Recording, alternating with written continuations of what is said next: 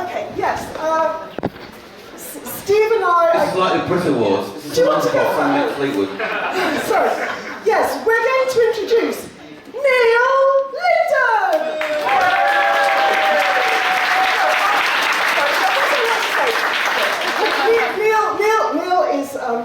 Neil's a very good friend who...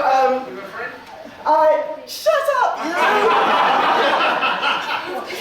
It's amazing, isn't it? Not many in this day and age, but anyway, yes, Neil is a very good friend, and I think actually I recollect that we became very good friends. I actually disagreed with something and wrote him an email disagreeing with him, which he responded very favourably to, and that's what I really we enjoy talking with each other because we have slightly different views.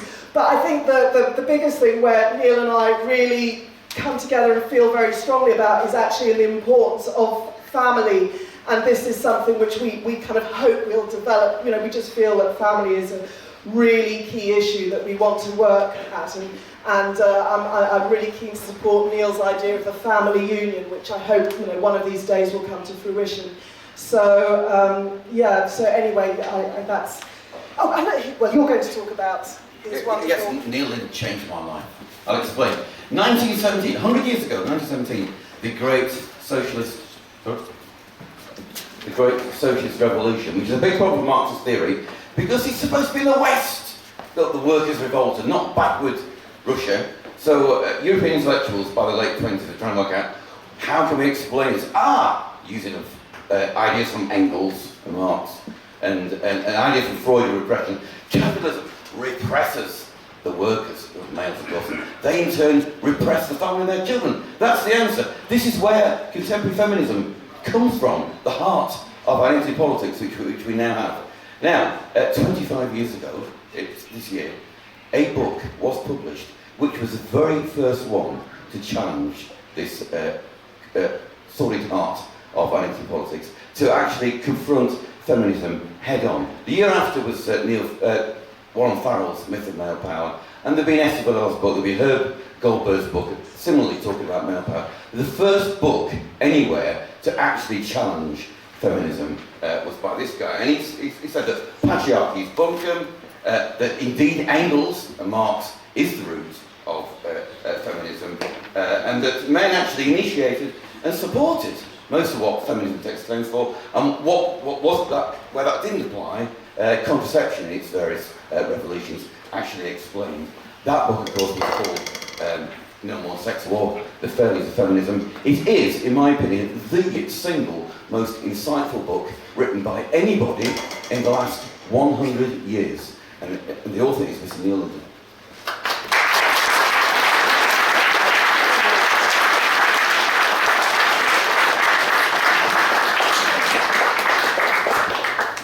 Thank you.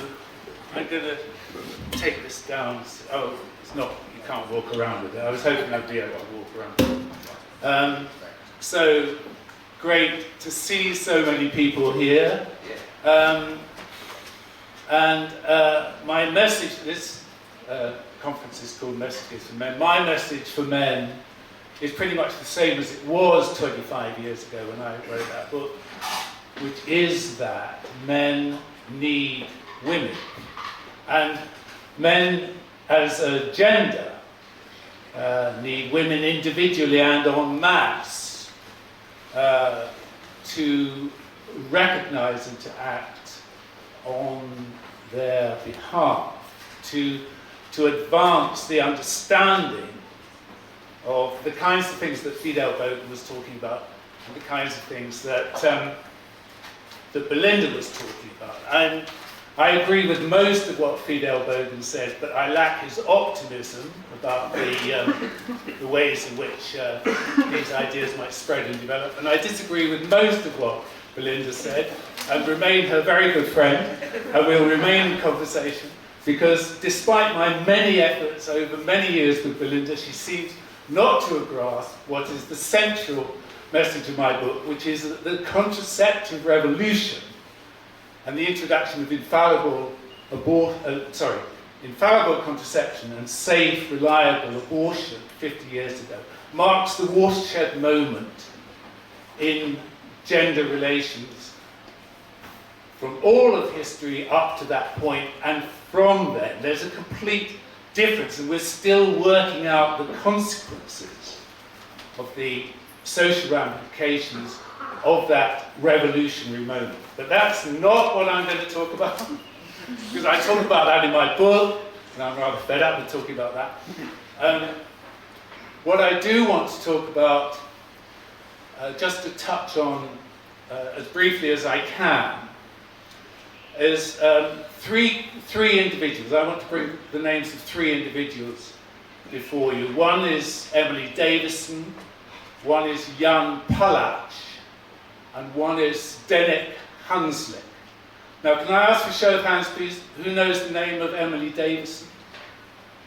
Very good show of hands. Thank you very much. Anybody want to say who she was, what she did? The lunatic who threw herself under a horse. Yeah, exactly. Right, okay, good. Thank you very much. Yes, 1913, Derby Day, Epsom Downs. She was the woman who stepped out as the field came around Tatton Corner, put herself in front of the King's horse, was trampled, died a couple of days later. Okay, her coffin was brought to London on a train to Victoria, and then it was taken through the streets of London to King's Cross, where it went to Morpeth, where was her family home for burial. 5,000 women followed that coffin through the streets of London. 50,000 people lined the streets. This is 1913. Emily Davison has become an absolutely central figure of the suffragette and feminist mythology. There are two museums to her honour, one in Morpeth, one in London. There's a plaque in the Palace of Westminster. On the centenary of her death, Channel 4, Who Else, produced a documentary about her. There's a play, there are books, poems no doubt. She will never be forgotten. Okay. Jan Palach, anybody know who? Yes, please. Yeah, I think it was either the Czech or the Hungarian uprising. Czech. Thank you. He burned himself to death in protest of the Russians. Thank you very much. 1969, January 1969, Jan Palach was 21 years old. He set fire to himself on the steps of the National Museum in Wenceslas Square in Prague, and he became, it's very difficult to avoid the word, he lit the spark off. But let's not use those words. From that moment, I mean, his protest was against the Soviet crushing of the Prague Spring of 1968, and it initiated a movement both in Czechoslovakia as it then was, but also in the Warsaw Pact countries, that you could say led eventually to 1989, 20 years later, bringing down the Berlin Wall, the end of the Soviet Empire. Jan Palach is memorialized in the Czech Republic in the way that Jan Hus, the Reformation priest, is remembered. He'll never be forgotten. There are memorials everywhere where he was born and so on. Okay. Zdeněk Hanzlik. Any hands, any names? Nobody. Exactly what I expected. Let me tell you about Zdeněk Hanzlik, whose name I only properly learned to pronounce this morning. Zdeněk Hanzlik, on the 22nd of September this year, 2 months ago, put on a one-man protest outside the Parliament buildings in Wellington, New Zealand, which also houses, I believe, I'm not sure about this, but I think the family courts are there. And he held up placards, one of which said, "My vote no, family courts racket." And the other one said, sorry, I'm going to have to look.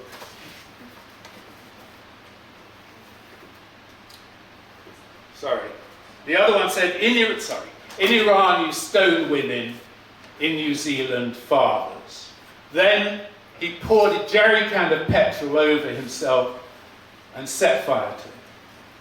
And he died in hospital of obviously terrible injuries 2 days later. I picked up this story on Twitter on the Fathers for Justice site. They had picked it up from New Zealand. I followed it up. There was no name given. There was no media coverage. There was no media coverage at all in the UK. Barely any in New Zealand. It took me 10 or 15 emails to the hospital, the police, fathers groups, even to establish his name. Then I found out that he'd been 60 years old, he'd been married to a Japanese woman, marriage broken down, the courts had permitted the wife to take the children to Japan against his wishes. Children had no connection with Japan. Very, very common story, right? So after all those emails, a helpful guy in Auckland, who was a Mackenzie lawyer, wrote to me and he said, I don't think anybody would have given a crap about Stan, that was what his nickname was, if you hadn't taken an interest. And that, my friends, is the truth. Nobody gives a crap. What Stan did is much the same as Emily Davis, very much the same as young Pyatt. Nobody in this room knew his name. And if nobody in this room knew his name, nobody in the bloody world knows his name. Shame! Yeah, quite right. And that's the truth that we have to face. I was walking along this morning with this lunchtime with you, and I was thinking back to the moment in October 1991 when I was writing my book, and it was about 2 in the morning. I suddenly thought, am I the only one in the world who's having these thoughts? I really genuinely did. And it was a rather terrifying moment. And of course, when my book was published, the critical establishment said, yes, you are the only one having these stupid, crazy thoughts, and you don't deserve to have any friends, and you won't have any job, you don't deserve to be a father, and you could be bankrupted. But that wasn't the only thing that happened. It also happened that hundreds of people wrote to me from all around the world to say, actually, I've been thinking in very much the same kind of way, which is, of course, tremendously encouraging. And I was thinking that while we were walking, how great to be among so many people. And this genuinely is, like the other people who've spoken, much the biggest audience that I've been involved with in the last 20 years that I've been speaking to this kind of gathering. So great. But it's tiny, it's fractional. Think of those 5,000 women walking behind Emily Davison's coffin. Think of the 50,000 lying in the street. Think of what young Pyatt did. This is a fractional minority. And we agree, I mean, the people I've been talking to today agree, the reason is because nobody gives a crap. Now, facing that, how can we get around that? How can we get over that? How can we open the way to what Fidel Bergen was talking about? That kind of wider perception of the truth. My own view is that the key to that transformation lies with women. The Honourable Belinda, God bless you, and all the other women involved here today, Natty, Elizabeth, Paula Wright's not here, but we owe them such thanks for getting this together and bringing this up. And what we need them to do is much more of the same. I want to suggest that women should take the lead by, like for instance, getting onto NetMums, getting onto Mumsnet, getting onto the Women's Institute and the Mothers Union, and actually disrupting the conversation there, throwing in intellectual firecrackers, making a difference to the conduct of the conversation on those sides, and thereby bringing more women into this kind of forum. Because I believe that it's going to be women who punch a hole in the wall which is dividing us at the moment. It is the Berlin Wall of our time, it is the apartheid system of our time, it is the totalitarianism of our time, which we have to defeat. And it's down to women, I think, to lead the way, because they have the power, they have the voice. Men do not have the voice. Think of think of the Weinstein scandal, the reaction of people like Tom Hanks and George Clooney, those useful idiots, as the Soviet Union used to call them, was to say men should shut up and listen, even though the nature of the subject here was the nature of masculinity and maleness. But men have no voice in that. They're just supposed to listen. And in doing so, in saying that, those men, those fellow travellers, are actually uttering the same words, the very same words, as like Suzanne Moore and Julie, what's her name? No, not her, the other terrible Julie. The other really... Virgil! Virgil, that overinflated slug who's left a trail of poison across the face of British life for 30 years. And what she says is, men, shut up! You have no voice in this. Well, actually, we don't have any voice in this. The people who have the voice and have the power is women. And we need them to lead the way. So, just finally, sorry, I've overdone my time, but I do agree with Belinda wholeheartedly that, that one of the keys to change here is to concentrate on the position of family. And she and I and others have talked about the creation of a family union, which would represent the interests of the family in workplaces and education, like a trade union, but represent the interests of men and women equally without any thought of this totalitarian system which has dominated the conversation for the last 50 years. And I believe that that's part of what we need to do. We need to create political institutions and bodies which simply get around the ideological analysis which has dominated the conversation for 50 years and presents a different perspective. So I have written about that in my compilation which is called Sexual in Politics, and if anybody would like to talk to me about that, I'd love to talk about that, because we do need support for that. And I do have a conclusion.